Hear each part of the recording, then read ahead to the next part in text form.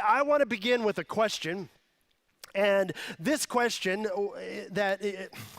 it's a question that if you're older, you're going to tend to think, oh, that's a young person's or a younger person's question, but it's not. This is an everybody question. Everybody plays, everybody skates, all right? So here's the question. Who would you like to be like? Like when you grow up? Because isn't it the truth, we're all still kind of growing up. And so who is it that you would like to be like? It can be a younger person than you, and you just think, wow, they're just such a great person. So who would you like to be more like? And the question is why? And then just for a minute, imagine a world where everybody was more like that person. And so when I ask a question like that, because I know you're smart people, very quickly we move past the real shiny stuff in life. Like when we think about that person, we're not thinking so much about what they have or what they drive or what they know or where they're living, because if we're maturing and growing, we immediately go to the more fundamental issues of character, right? I mean, like, we want to be more like this person because of who they are, not just because of what they have. And to some extent, they are heroes to us. I mean, if somebody came to mind when I asked that question, I want to be like that person. They've done something sort of heroic to you. But they're not heroes because they have superpowers. They're heroes because of the choices that they've made. And those choices made their way. In fact, they chose their way into your heart or maybe onto your list of who you'd like to be like. Now, think about this. Wouldn't it be cool if sometime in the future, if someone were to ask someone who has met you, maybe somebody you've worked with or somebody that is in your life, hey, who would you like to be like? And wouldn't it just be really cool if you were on someone's list that they would like to be like you? And let me just tell you, someday you could be. But it's what you choose between now and someday that determines if you make somebody's list. And so to the point of this series, you will have to choose, as we've said, should do, even if what it costs you.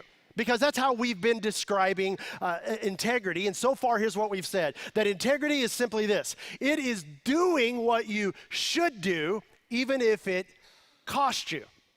And as we've said, we're not always quick to do what we should do, but we are very quick to point out when other people don't do what they should do. Because we make excuses for ourselves, but we rarely make excuses for anyone else. And then there's this part of integrity because, as we know, integrity is personal. It's just personal. But let's be real, because our choices don't make it private. So our integrity is personal, but it's not private, because a break in my personal integrity is always going to impact some other people, the people closest to me, and generally the people that I love the most. And that may have been true for you. Maybe for you growing up, you had a parent, maybe you had a sibling, and they had a lack of integrity, a break or a breach in integrity. And their irresponsibility trickled down onto you, and it put stress on you and the rest of the family. In fact, the way we've said this is that their integrity, their breach of integrity, transferred the stress or the load over to you. But the opposite is also true. Do what you should do, even when it costs you, and you benefit the people that are closest to you. You actually add value to them. You become a part of their story for the rest of their life, and you make their top 10 list of people that they want to be like. And so throughout this series, we have focused primarily on one verse. In fact, I've been encouraging you to memorize this book, this verse from the book of Proverbs. It's Proverbs 11:3, and it says this: the integrity of the upright will guide them. In other words, people of integrity make their decisions through the filter of what is the right thing to do, regardless of what the consequences are. But the verse didn't end there, because it says, but the crookedness of the treacherous will actually destroy them. And look, we've all got a story, don't we? Because instead of looking out, I was looking down. Instead of thinking about later, I was only thinking about now. And then one of my appetites got all worked up. And the next thing I do, I was making a short-term decision rather than a long-term decision. And it just about destroyed me. We've all got a story where it just about destroyed something, or maybe somebody that's really important to us. And so today, based on all of that, I want to take you to a story from the Old Testament where the main character does the right thing even though it's incredibly costly. And so let me just give you the backstory of this story. Around 605 BC, Nebuchadnezzar, he's king of Babylon, and he defeats the Egyptians and what's left of the Assyrian army. And he was absolutely the underdog going into this war, and mainly because it was the Egyptian army who ruled everything and what was left of the Assyrian army. And so he's the underdog, but somehow he wins and he defeats them. So in his success, he is in such a good mood that he thought, on my way back to Babylon, what if I just took over every kingdom from Egypt all the way back to Babylon?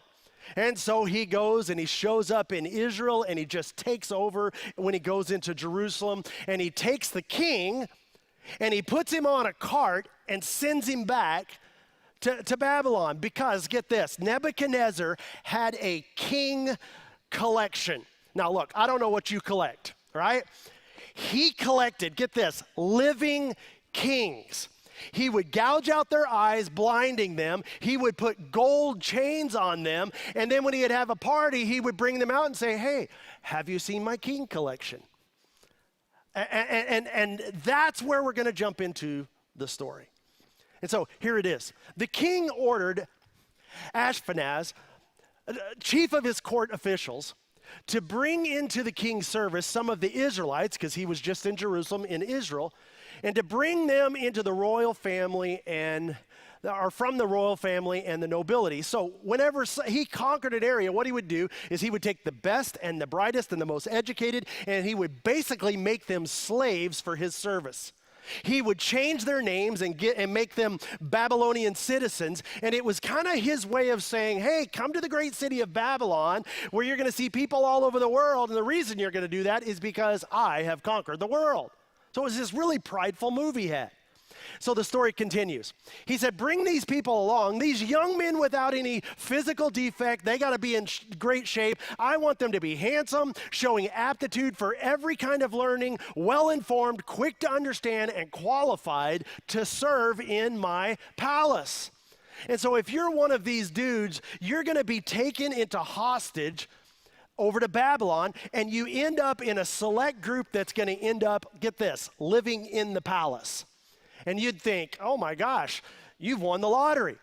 You're not going to have to work in the salt mines. You're never going to have to go into battle. You're not going to be on a construction site and get hurt and then just be left for dead as they replace you, as they were known to do. You're going to live in or around the palace, and you're going to live well. But it actually gets better. The king, look at this, the king assigned them a daily amount of food and wine from the king's table. So look, get this, not only are you going to get the high-end dorms, there's a great meal plan built into it. And it's not just any meal plan, you're going to eat the same food that the king ate. And so they're going to live well, they're going to eat well, and that's not even the end. Look at this. They were trained for 3 years, and after that, they were to enter the king's service. And so, of all the boys who were taken from Jerusalem to Babylon, we find the Fab Four, right? And here they are. They are Daniel, Shadrach, Meshach, and Abednego. And when these Fab Four arrive, they're given Babylonian names. And when they change your name or rename something, when somebody does that, it's evidence that you own it. You know this. Some of you have renamed pets before, like you adopted or you rescued a pet, and you were like, Jinko just doesn't do it for me. So you go ahead and give your pet a different name, which I got to tell you is so confusing for the pet, but eventually they figure it out and you move on. But why did you do that? Because you had the right to do that, because you own that pet. And so these guys are like 14 or 15 years old. And so to rename someone who's a teenager, that's not your name anymore. Now you got a new name. What that showed is, look, I'm your master. I'm your authority. I can literally take your identity of your name and I can do with you anything I want. This isn't a job. You are my possession and I will discard you at will. And so he renames them with Babylonian names that have something to do with Babylonian gods. And so look, a new name, food is really good, dorm is top notch, wine is really good, and everything's going to be great.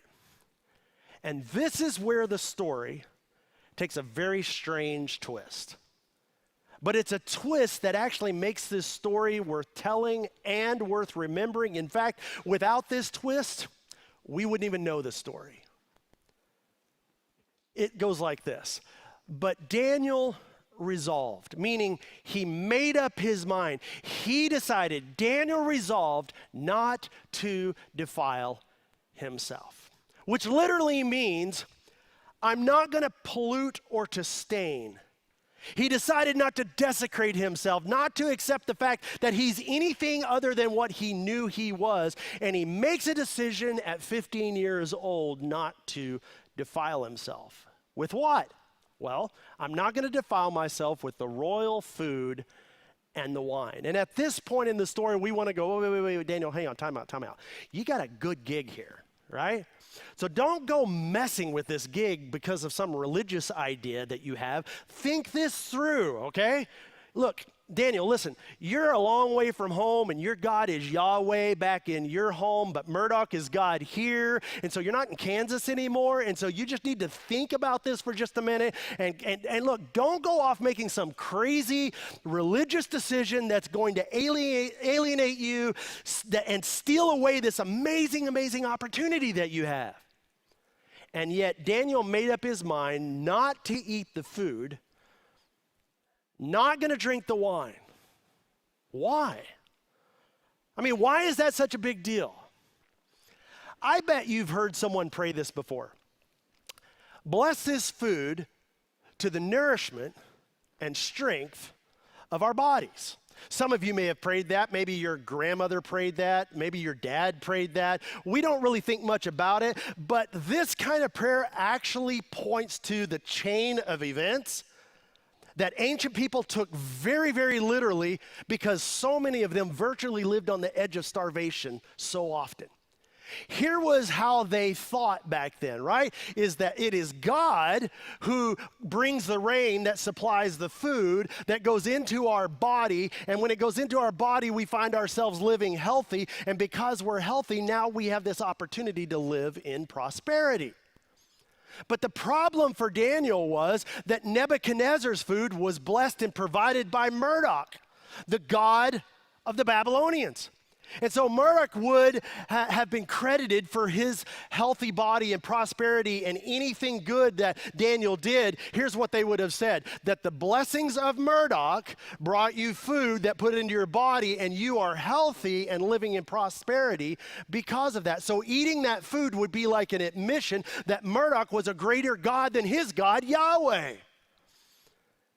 And in fact, if you stop and think about it, there might have been some evidence there in Babylon that Marduk was greater than Yahweh because Yahweh's temple just got invaded by Nebuchadnezzar, who was representing Marduk. And so there's already kind of this religious tension going on. And so Daniel, at 15, just makes up his mind, hey, I'm not going to play that game. And this is why we dare not rush by this simple phrase in the life of a Hebrew teenager. That Daniel made up his mind ahead of time. And he did it before he knew how the story would play out or how the story would end.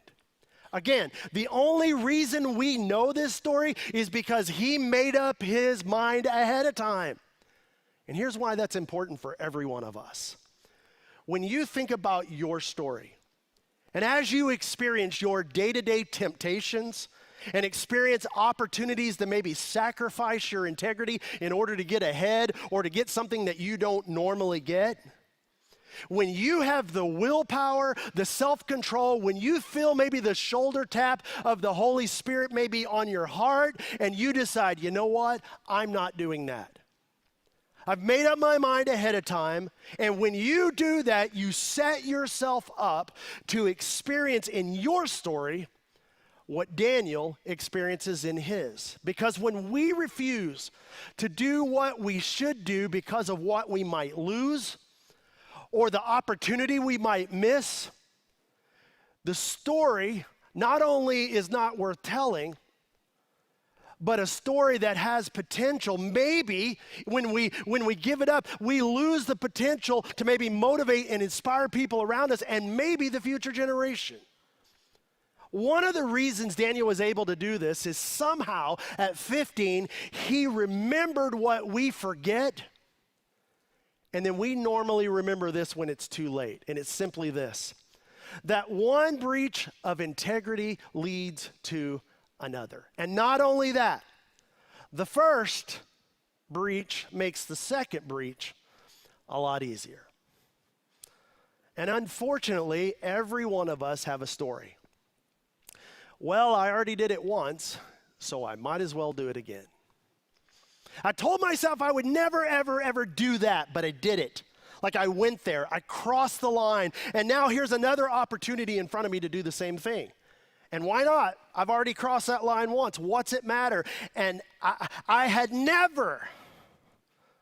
But then there was that one time, that weekend, that opportunity, that thing at work, that thing at school. And yet generally I consider myself a really honest person, but there was a lot at stake. And yeah, I didn't tell the whole truth. And again, I did it once, and now here's an opportunity to do it all over again. And come on, we all know that that's our human nature. It's a lot easier to do it the second time than it was the first. But a breach, a second breach in integrity, creates a pattern, like a direction. And let me just tell you that direction, not your prayers, not what you intended to do, direction will determine your destination, determines our story, our legacy, the story we tell about ourselves and the stories we hope maybe that no one ever finds out about. So somehow that is clear to Daniel at 15. Even with the pressure, he made up his mind ahead of time, knowing it may cost him. But the story doesn't end there, because he does something amazing. Daniel doesn't pretend about this thing. In other words, he doesn't say, I'm not going to eat this food, I'm just going to feed it to the dogs under the table. Hey, Daniel, want some more of this? Sure, pile it on. He doesn't do that, because that actually would have been a breach of his integrity as well. He would have been pretending he was following along. Here's how the story goes. So Daniel asked the chief official for permission not to defile himself in this way. He just asked the boss, hey, I would like to not eat this food. And he didn't pretend and he didn't mislead. That would have been a lack of integrity.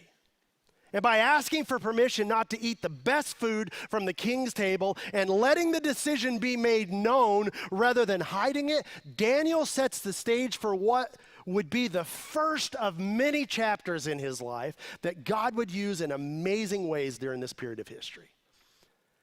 And look, this is what I want for us. That moment Daniel decides, I'm not eating it, I'm not going to hide the fact that I'm not eating it. He places himself directly at the mercy and in the hands of God. Because for Daniel, his only hope is that God is going to have to intervene for this to go well. But God hadn't promised to intervene. And let me just tell you, that is so important. When we sacrifice our integrity to get ahead, to get the thing that we don't think we can get any other way, and look, come on, we're all tempted to do that. When we sacrifice integrity, here's what happens. We close the door on what God might do if we were to have placed ourselves 100% at his mercy. And you will never know what God might have done. You'll never know the story you could have told if you had put yourself at his mercy instead of manipulating situations in a way to try to guarantee what your preferred outcome was. Never, ever, ever close the door on a potential, what Daniel eventually would call a now God moment. A now God moment is you have done the right thing. People know what you're doing. There's a price to be paid. There's no guarantees. And then somehow God decides to intervene on your behalf. The next part of the verse actually says, now God. And this would have been so much easier if God would have told Daniel, hey, you're being taken to Babylon, and when you get down there, I'm just going to whisper in your ear, I'm going to tap on your shoulder, don't eat the food. I'm going to work it all out. You're going to be famous. Thousands of years later, people are going to be talking about you. So just trust me. I mean, wouldn't that have been easier? Wouldn't that be easier for us? You're about to do that thing, and you know you shouldn't, even though you really don't even want to, but you're about to do it, and God says, hey, don't do it. I'm going to work it all out. Or it's like, but if I don't do that, she'll never go out with me again. And all of a sudden, a little angel appears, and it's like, it's okay. Let me show you a picture of who I've got for you in the future. Oh, boom, drop her. I'm good. Well, if I do that, I'll never get a job in that industry. And an angel appears and says, oh, you will. In fact, you're going to be a titan in that industry. All right, I'm good. That's easy, right? But it doesn't work that way. There are no guarantees. Come on. I'm a professional Christian. And guys like me, preachers will preach that you do everything right on your end and everything will work out on the other end. And look, man, that's just not true. It is still always in our best interest to place ourselves at the mercy of God and to give God an opportunity to do whatever God chooses to do with you and through you. Daniel has no idea how this is going to work out. He's just doing what he should do. And so the story continues. Now God had caused the official to show favor and compassion to Daniel. But the official told Daniel, I'm afraid of my lord the king who has assigned your food and your drink. And, he goes on and he says to them, why should he see you looking worse than all the other young men? Look at this. The king, if he saw you looking worse than everybody else, the king would then have my head because of you. And now you know where that phrase comes. They're going to have my head for that. And so Daniel, look, I appreciate you telling me, but this is too risky. And so Daniel's like, oh, okay, I understand, but I got an idea. What if we did a 10-day test where we just eat vegetables and drink water, and you feed everybody else that you brought along all the meat and the king's wine, and at the end of 10 days, why don't you just compare, and then you can decide. And here's what Daniel says to him. Treat your servants in accordance with whatever you see. At the end of 10 days, because what you see is what you get. And look, he says, if you don't like what you see at that point, go ahead and turn us into the king and tell him it was us and we wouldn't eat this. It's our responsibility for our actions, and we aren't asking you to suffer for our decisions. Wow. And there's the integrity. And so he agreed to this, and he tested them for 10 days. And lo and behold, they looked healthier and better nourished than all the rest. And look, this is amazing. They did this for 3 years. And then they are brought into the king. Look, and the king found that none equaled to Daniel, Hananiah, Mishael, and Azariah, Babylonian names. I don't know why Daniel's there, but there he is. And so they entered the king's service, and Daniel remained there until the first year of King Cyrus. Anybody want to take a stab at how long it was between Daniel's food decision and the first year of King Cyrus? I'll tell you. 70 years. So, somebody else should say wow too, right? For 70 years, he has the king's ear. Nebuchadnezzar comes and goes. Darius comes and goes. Cyrus comes along, and Daniel's still standing. And he has strategically placed himself into this place and been positioned to whisper into the ear of the three most powerful men in that period of history. And do you know what set him up for this? His first decision as a 15-year-old kid, that I will not defile myself with the king's food. And there would be decision after decision like that, and Daniel refuses to sacrifice his integrity.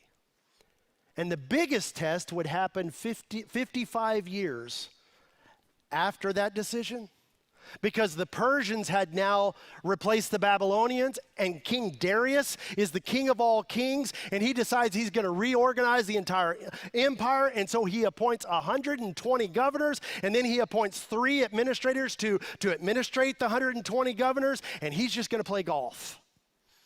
And so he decides, and he chooses Daniel as one of the 3 administrators to oversee the 120 governors who oversee the empire. And they're like, he's not even from here. What's going on? And it didn't end there. It says, now Daniel so distinguished himself among the administrators by his exceptional qualities that the king, look at this, planned to set this guy, this transplant from Israel, to set him over the whole kingdom. He's not even from there. And now he's like 70 years old. And look at this. The governors, or the administrators and the governors, tried to find grounds for charges against Daniel and his conduct of government affairs. What they're saying, and this is so very important and relevant for us today, David has been in government for 55 years. There's got to be some dirt somewhere. There's got to be some skeletons in a closet somewhere. And look, they said, they're saying they tried to find grounds, but look at this. But they could not. They were unable to find it. They could find no corruption in him because he was trustworthy and neither corrupt nor negligent. Man, isn't that something to aspire to? That's who we want at our highest level of government, nationally, in our community, in our church, and in our families. Isn't it? Daniel was that person at 70 because he made up his mind when he was a teenager. All along the way, his integrity guided him. And here's what's interesting. His enemies recognized that they recognized that, they hated that, and they were jealous of that. And so here's what happens. Finally, these men said, we will never find any basis for charges against this man, Daniel, unless it has something to do with the law of his God. The only thing that we can get on this guy, he's just so devoted to his God, and there seems to be some connection between his integrity and his God, and it's driving us crazy, and we've got to get between him and his God, or we'll never get rid of this guy. Daniel's integrity guided him. Why? Because the integrity of the upright guides them. And that's why he had the courage to make up his mind ahead of time. Now look, we're going to pick up Daniel's story next time. And can I just tell you, please don't miss next time. It is one of the most exciting stories in all of the Bible. But let's talk for just a moment and wrap this up for us. What about us? What about you? Have you made up your mind? And let me just tell you, most people haven't. And I understand why. Because for most people, I'm just going to live one day at a time, one opportunity at a time, one deal at a time, one relationship at a time. It's one date at a time.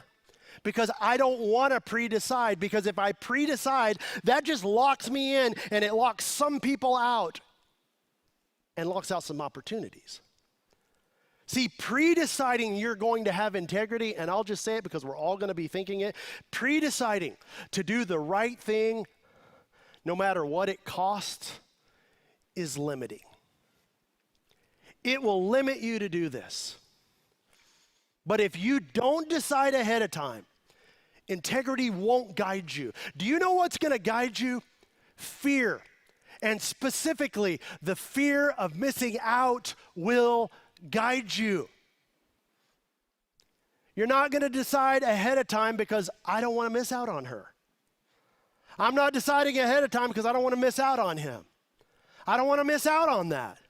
I just don't want to miss out. And so I'm going to keep all of my options open, and I'm not going to commit ahead of time. And let me just tell you, if you decide ahead of time to let integrity be your guide, here's the promise. You will miss out on some things.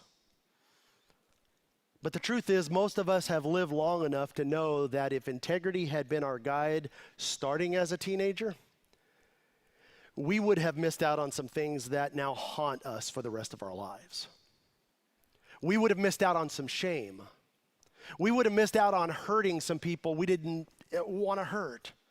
And no matter what we say now, we can't reverse it because it's done and we can't take the pain away.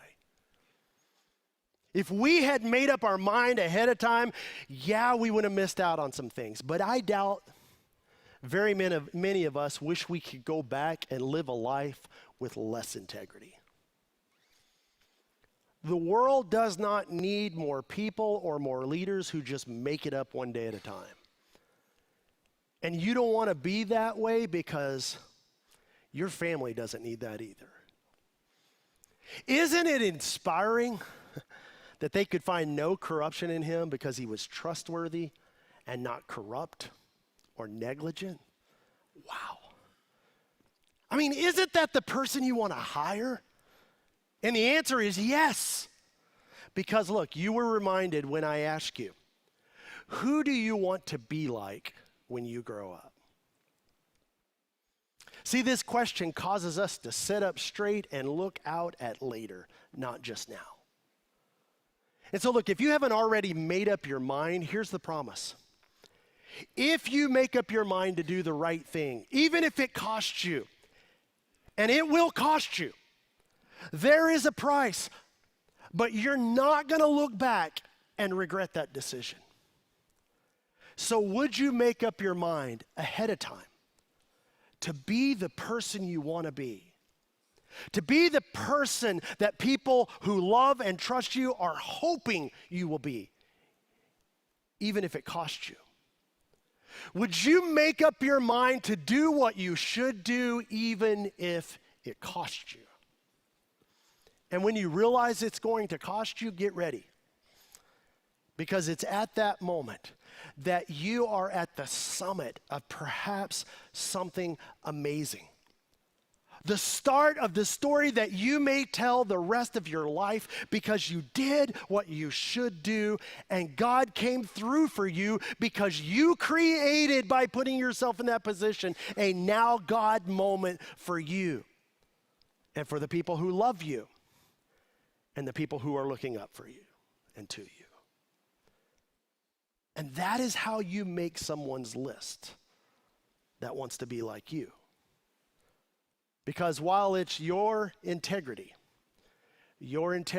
always impacts the people around you. Let me pray for us. Father, thank you for the opportunity we have to learn from such an incredible story. Thank you for a good example of what to do.